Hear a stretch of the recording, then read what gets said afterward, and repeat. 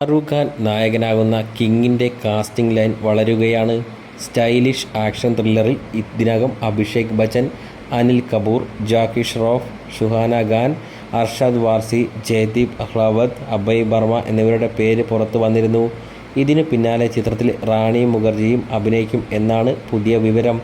റിപ്പോർട്ടുകൾ പ്രകാരം റാണി കിങ്ങിൽ ഒരു നിർണായകമായ എക്സ്റ്റൻഡഡ് കാമിയോ റോളിലാണ് എത്തുക എന്നാണ് വിവരം. റാണി മുഖർജിയും ഷാരൂഖ് ഖാനും കുച്ച് കുച്ച് ഹോത്താ ഹേ, കഭി ഖുഷി കഭി ഗം, കഭി അൽവിദ നാ കഹന തുടങ്ങിയ ചിത്രങ്ങളിൽ ഒരുമിച്ച് അഭിനയിച്ചിരുന്നു. ഇപ്പോൾ അവർ വീണ്ടും ഒന്നിക്കാൻ ഒരുങ്ങുകയാണ്. സുഹാന ഖാൻ്റെ അമ്മയുടെ വേഷം അവതരിപ്പിക്കാനാണ് റാണി മുഖർജി എത്തുന്നത് എന്നാണ് ചില റിപ്പോർട്ടുകൾ. കൂടാതെ ചിത്രത്തിലെ മുഴുവൻ ആക്ഷൻ്റെ പ്രഭവ കേന്ദ്രമായി പ്രവർത്തിക്കുന്ന ഒരു വേഷമാണിത്.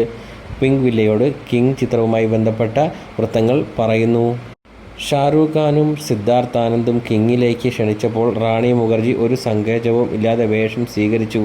ആ വേഷം കേട്ട അവർ ഉടൻ തന്നെ സിനിമയിൽ അഭിനയിക്കാൻ സമ്മതിച്ചു.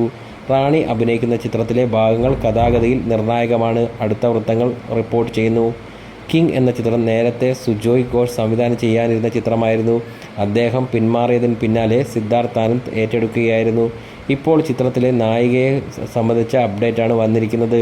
ഷാരൂഖിൻ്റെ മകൾ സുഹാന ഖാൻ ചിത്രത്തിൽ പ്രധാന വേഷത്തിൽ എത്തുന്നുണ്ടെങ്കിലും ഷാരൂഖിൻ്റെ ചിത്രത്തിൽ നായികയായി എത്തുന്നത് ദീപിക പദുക്കോൺ എന്നാണ് റിപ്പോർട്ടുകൾ.